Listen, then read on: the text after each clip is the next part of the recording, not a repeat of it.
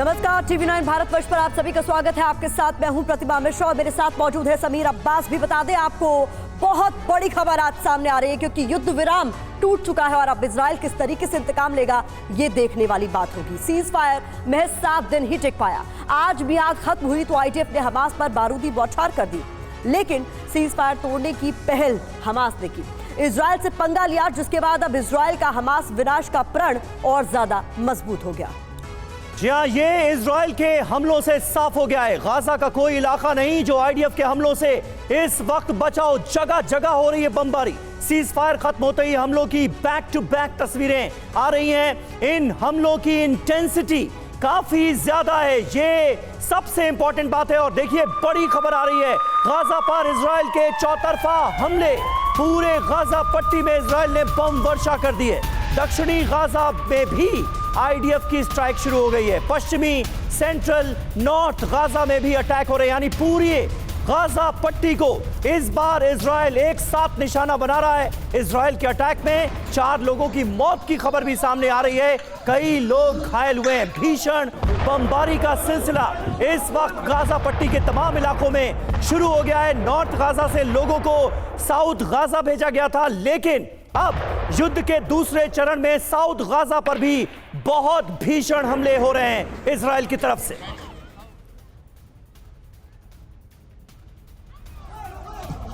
और इस बीच एक और बड़ी खबर सामने आ रही है। गाजा पर हमले का सबसे लेटेस्ट वीडियो आपके सामने रखेंगे, लेकिन आप देखिए किस तरीके से लगातार हो रहे हमलों के बाद गाजा पट्टी एक बार फिर से धुआं धुआं हो चुकी है। हर तरफ मलबे का ढेर नजर आ रहा है और बताया जा रहा है इन हमलों में कई लोग घायल हुए हैं। ये तस्वीरें आप देखिए। और इस बीच आरोप प्रत्यारोप की भी शुरुआत हो चुकी है। सीज फायर खत्म होते ही सबसे पहले आईडीएफ ने साफ कर दिया कि हमले की शुरुआत हमास ने की।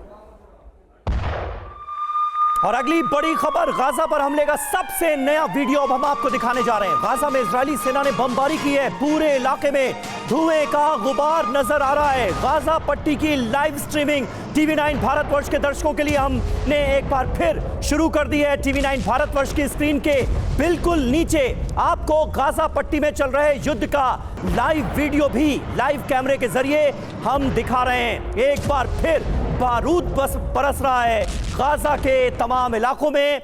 नॉर्थ गाजा हो, सेंट्रल गाजा हो या फिर साउथ गाजा, हर जगह कोहराम बरपा है।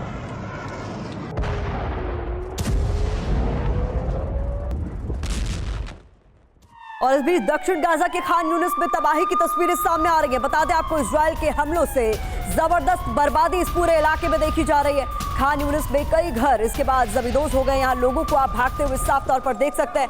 दक्षिणी गाजा में भीषण बमबारी के बाद पूरे इलाके में अफरा तफरी का माहौल। खान यूनिस में तबाही का एक और वीडियो सामने आया है। इजरायली बमबारी के बाद तबाही इन तस्वीरों में देखी जा सकती है। तस्वीर आपके सामने रख रहे हैं हम, ये देखिए आप। लड़ाकू विमानों ने दरअसल यहाँ पर खबर सामने आ रही है कि भीषण बमबारी की है। इसके बाद पूरे इलाके में दहशत का माहौल।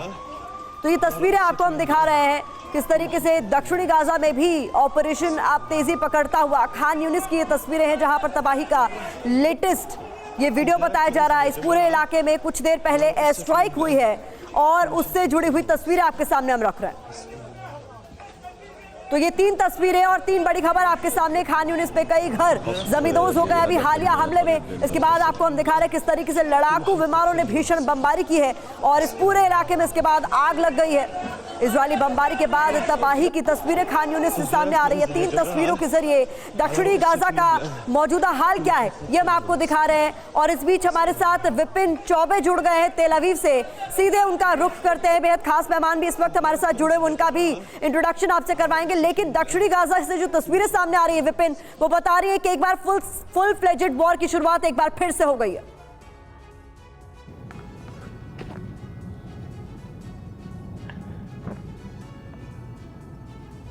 विपिन चौबे हमारे संवाददाता, आपको बता दें टीवी 9 भारतवर्ष की पूरी टीम इस वक्त गाजा बॉर्डर की तरफ निकल चुकी है क्योंकि गाजा पर एक बार फिर भयानक भयावह अटैक शुरू हो चुके हैं इजराइल की तरफ से। विपिन चौबे हमें नजर आ रहे थे, कार में बैठ चुके हैं। विपिन, आप गाजा की तरफ निकल रहे हैं, क्या इंफॉर्मेशन आपको मिल रही है? क्योंकि एक बार फिर भीषण युद्ध के तमाम वीडियोस गाजा के अंदर से सामने आ रहे हैं।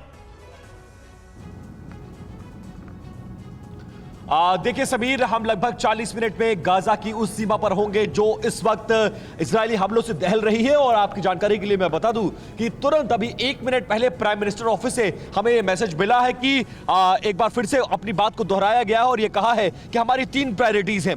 प्रायोरिटी नंबर 1 हमारी है हमास को जड़ से खत्म करना, दूसरी प्रायोरिटी है हमारे बंधकों को सुरक्षित घर लाना, और तीसरी हमास का समूल नष्ट कर देना ताकि भविष्य में इजरायली लोगों के सामने वो कभी सिर ना उठा सके। और हम इस कमिटमेंट को पूरा करके दम लेंगे, क्योंकि वॉयलेशन जो है, वॉयलेशन की स्टार्टिंग जो है वो हमास के जरिए हुई है, लिहाजा हम जवाब दे रहे हैं। मतलब आईडीएफ ने सुबह ही स्वीकार कर लिया था और प्राइम मिनिस्टर ऑफिस ने भी ये कंफर्म कर दिया है कि गाजा पट्टी में हमने हमले शुरू कर दिए हैं और ये हमले अब तब तक नहीं रुकेंगे जब तक हमास को उस धरती से बिल्कुल हम खत्म नहीं कर देते हैं। 40 मिनट का समय और शेष है समीर, उसके बाद हम आपको लाइव तस्वीरें दिखा पाने में सक्षम होंगे कि किस तरह की एयर स्ट्राइक चल रही है और किस तरह के हालात हैं साउथ गाजा से लेकर नॉर्थ गाजा में। बिल्कुल, आप गाजा बॉर्डर की तरफ बढ़िए विपिन, आगे भी आपका रुख करेंगे। इस बीच बड़ी खबर अपने दर्शकों को बता दें, जहां दक्षिणी गाजा में लड़ाकू विमानों से हमला हुआ है। इजरायली लड़ाकू विमानों ने यहां पर बम बरसाए हैं। इजरायली हमले में बताया जा रहा है कि भीषण तबाही इस पूरे इलाके में देखी जा सके। ये तस्वीरें देखिए, ताजा तस्वीरें हैं। इजरायल की तरफ से लड़ाकू विमानों का इस्तेमाल कर इस पूरे इलाके में बम बरसाए जा रहे हैं। और इस बीच अगली बड़ी खबर आपके सामने, आईडीएफ के हमले पर इजरायली पीएमओ का भी बयान सामने आ गया है। हमास ने सीज फायर का समझौता तोड़ा है, आज महिलाओं को छोड़ने का वादा पूरा नहीं किया, ये इजरायली पीएमओ की तरफ से कहा गया है। हमास ने इजरायली नागरिकों पर हमले भी किए हैं। सरकार जंग के नतीजों को पाने के लिए प्रतिबद्ध है। ऐसे में इन हमलों की शुरुआत के बीच पीएमओ का ये बयान, इजरायली पीएमओ का बयान, जिसमें साफ तौर पर कहा गया है कि सीज फायर की जो शर्तें थी उसका उल्लंघन हमास की तरफ से किया गया।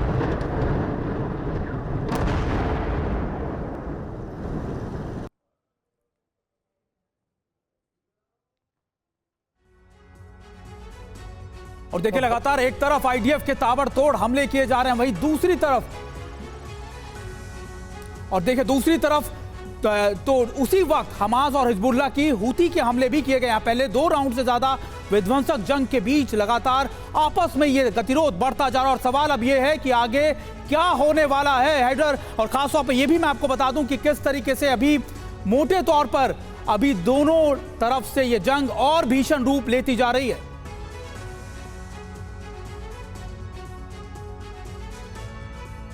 बिल्कुल, सीज फायर खत्म हो गया है सुमित, जैसा हमें बता रहे हैं। जंग प्रचंड नजर आ रही है, आईडीएफ का प्रहार हर तरफ नजर आ रहा है। इजराइल पर भी अटैक किए गए और इजराइल देखिए यही बताने की कोशिश कर रहा है कि पहले हमास ने जो सीज फायर की शर्तें हैं वो तोड़ी, इजराइल के शहरों को निशाना बनाया गया, बैक टू बैक अटैक किए गए रॉकेट्स के जरिए, जिसे हमने अपने आयरन डोम एयर डिफेंस सिस्टम से हवा में ही नष्ट किया और उसके बाद हमने जवाबी कार्रवाई को अंजाम दिया। हमारे साथ कुछ खास मेहमान भी इस वक्त मौजूद हैं, उनसे आपका तारुफ करा दें। एक तो मनीष झा हमारे साथ बने हुए हैं जो कि वॉर जोन से लौटे हैं। इसके अलावा अश्विनी सिवाच साहब मुझे स्क्रीन पर नजर आ रहे हैं। ग्रुप कैप्टन डीके पांडे साहब हमारे साथ मौजूद हैं।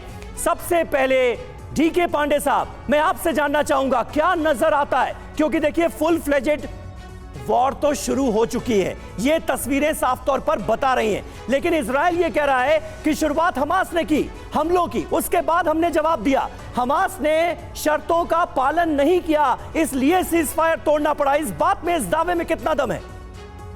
देखिए, 3 बातें बहुत ही महत्वपूर्ण हुई हैं जिसकी वजह से जो है सारा जो आग दोबारा दहक उठी है। पहला घटना जो हुई सुबह 7 बजे जब सीज फायर खत्म हुआ, 7:40 पर रॉकेट्स जो हैं वो लॉन्च किए गए इजराइल की ओर और आईडीएफ ने उससे रिएक्ट किया और बाद में स्ट्राइक शुरू हो गई। जब एक बार हमास से रॉकेट्स आने शुरू हुए तो निश्चित रूप से इजरायली सेनाओं का प्रत्युत्तर देना स्वाभाविक था।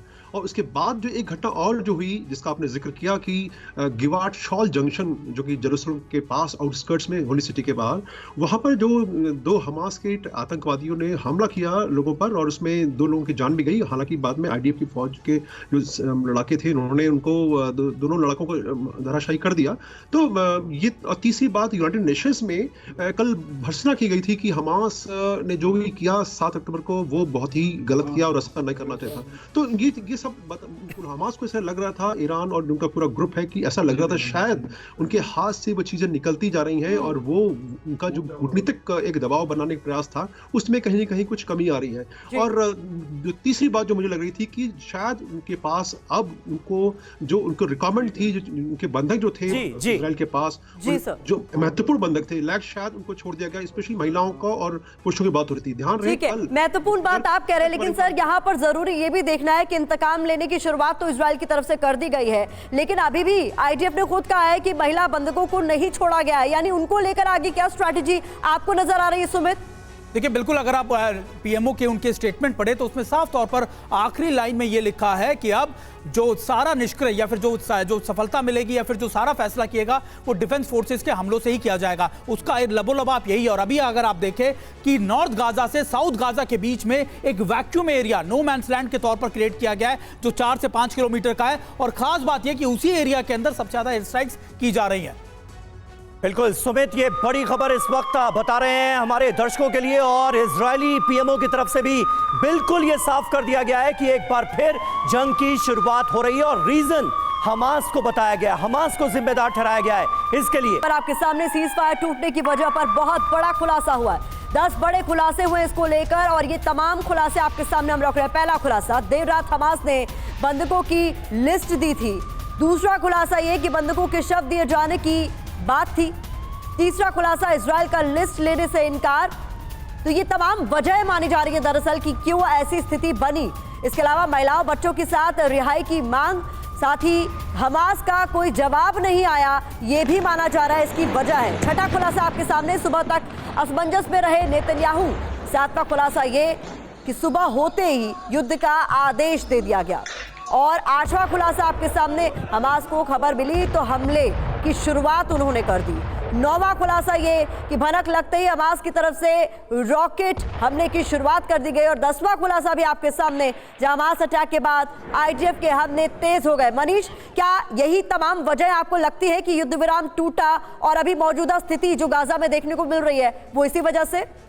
देखिए, 7 दिन के युद्ध विराम के बाद आखिरी 7 घंटे, अभी हमले शुरू होने से पहले के जो आखिरी 7 घंटे थे, जिसमें हमास की तरफ से एक लिस्ट सौंपी गई जिसमें कई शव थे, बंधकों के शव देने की बात थी, और इजराइल ने उन बंधकों को, उन शवों को लेने से मना कर दिया और उनका कहना था कि हमें सबसे पहले अब महिलाएं और बच्चे दिए जाएं। अब अहम बात इसका मतलब यह है कि अब तक 5 बंधकों के शव दिए गए थे और अब और अधिक बंधक दिए जा रहे हैं शव के तौर पर। इसका मतलब बहुत सारे संख्या में बंधक मारे जा चुके हैं। तो मिसिंग बंधक पहले से ही थे, बहुत सारे बंधक मारे जा रहे हैं। और वैसी स्थिति में इजराइल ने फैसला किया कि हम बंधकों के शव नहीं लेंगे, बल्कि अभी जितने जीवित महिला और बच्चे हैं, हमें आज 24 घंटे के अंदर वो सब चाहिए, जिस पर हमास राजी नहीं हुआ। तो ये एक तात्कालिक कारण बना जिसकी वजह से सीज फायर टूटा। हालांकि कल जब जेरूसलम में हमला हुआ और जिसको लेकर इजराइल के प्रधानमंत्री ने अमेरिका के विदेश मंत्री को कहा कि ये हमास का हमला है,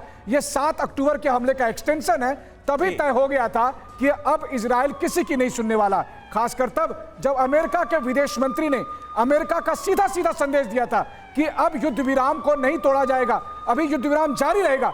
उसके बाद भी युद्ध हुआ, तो यानी इजराइल अब किसी की नहीं सुनने वाला है। बिल्कुल, इजराइल अब किसी की सुनने वाला है नहीं, और यही वजह है कि अमेरिका की तमाम नसीहतों को नजरअंदाज करते हुए इस वक्त भीषण अटैक किए जा रहे हैं। तो बंधकों की रिहाई हम किसी भी हाल में सुनिश्चित करेंगे, ये कह रहे हैं नेतन्याहू। एक और बड़ी खबर है, वेस्ट बैंक में इजराइल का एक्शन, बंधक रिहाई का जश्न मनाने वालों पर एक्शन लिया गया है। आईडीएफ ने यहां पर आंसू गैस के गोले छोड़ दिए हैं उन लोगों पर जो जश्न मना रहे थे फिलिस्तीनी कैदियों की रिहाई का। ये देखिए तस्वीरें आपके सामने।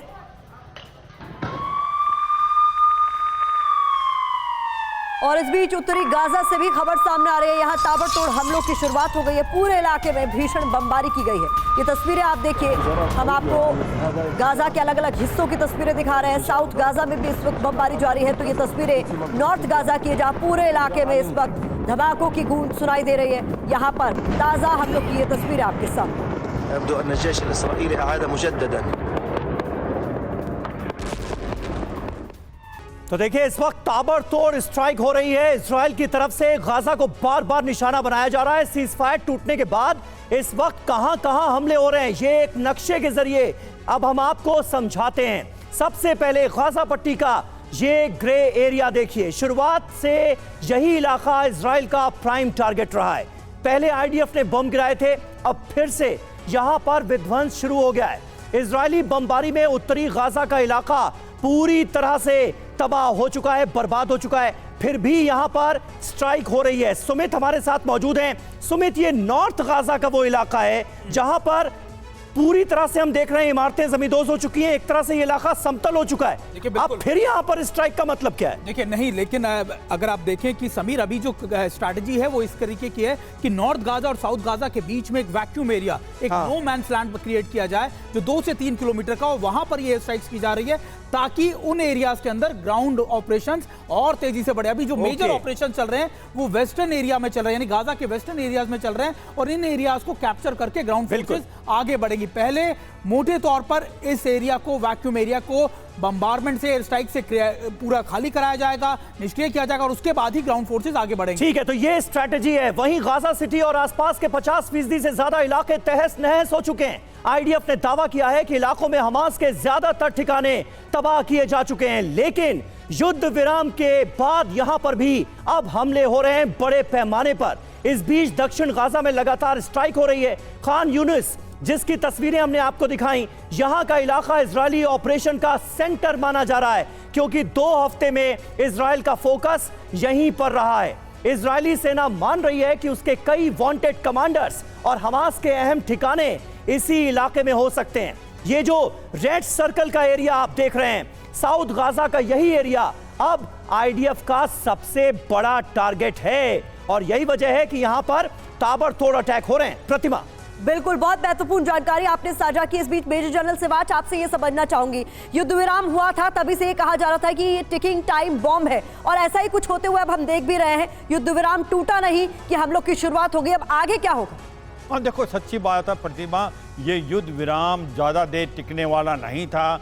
इजराइल शुरू से ही इसके अगेंस्ट था। उसको मालूम था कि अगर युद्ध विराम होता है, इसका हमास गलत इस्तेमाल करेगा, वो अपने आप को रिकूप करेगा, रिफिट करेगा, अपना सामान इकट्ठा करेगा लड़ाई का, और वही उसने किया। मगर अब उसने क्यों तोड़ा 7 दिन के बाद इजराइल ने ये देख लिया था कि अब उसको कोई खास मिलने वाला नहीं, होस्टेजी जो आने थे आ गए, अब वो डेड बॉडी की बातें करने लगे। तो ऐसा लगा है इजराइल को कि अब बेटर है कि हम हमास पे दोबारा हमला करें, और ये जो स्ट्रेटेजाइज किया है अभी इजराइल ने, नॉर्थ गाजा, साउथ गाजा और सेंट्रल गाजा पे भीषण अटैक होंगे और पिन पॉइंटेड होंगे। उन्होंने भी इन 7 दिन में इंटेलिजेंस गैदर कर लिया, रियल टाइम इंटेलिजेंस की है। जो सर्कल दिखाया जा रहा था, जिसको समीर दिखा रहे थे, वहां पर सुनने में आया याह्या सिनवार, जो उनका मिलिट्री कमांडर है, उसके भी छुपे होने की आशंका है। और एक चीज सबसे समझने की कोशिश है, अभी जो है गाजा पट्टी को पूरी तरफ से आइसोलेट कर दिया है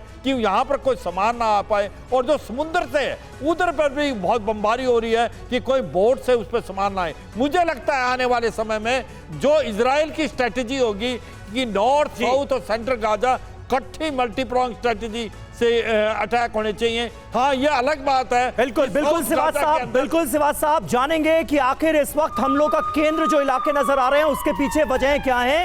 एक और बड़ी खबर अपने दर्शकों को दे दें, क्योंकि खान यूनिस में हमले का एक और ताजा वीडियो आ गया हमारे पास।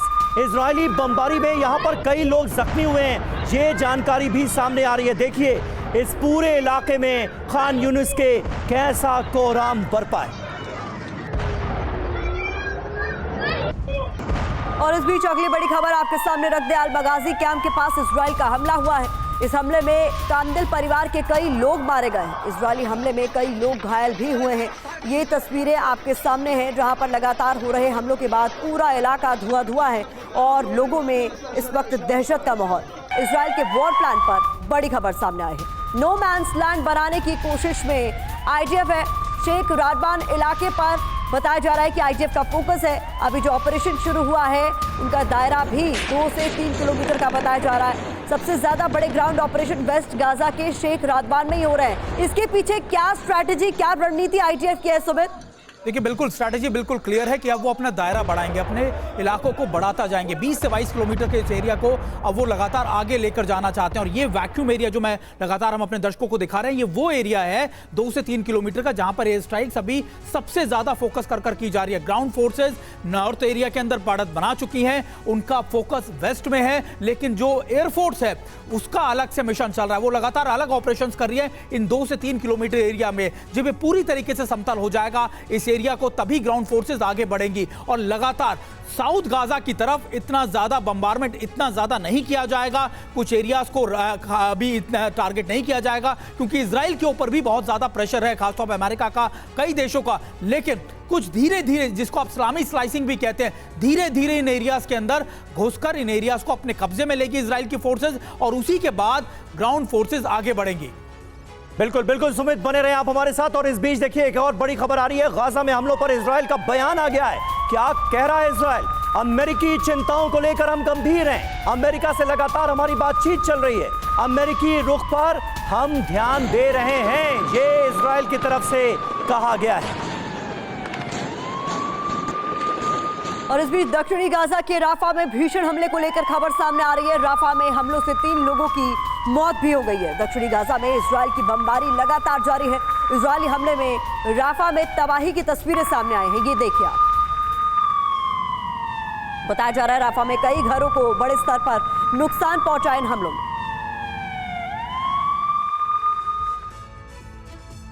तो 7 दिनों के बाद सीज फायर खत्म हो चुका है, भीषण युद्ध शुरू हो चुका है। दोनों तरफ से ताबड़तोड़ हमलों का सिलसिला जारी है, हमास की तरफ से कम और इजराइल की तरफ से बहुत ज्यादा।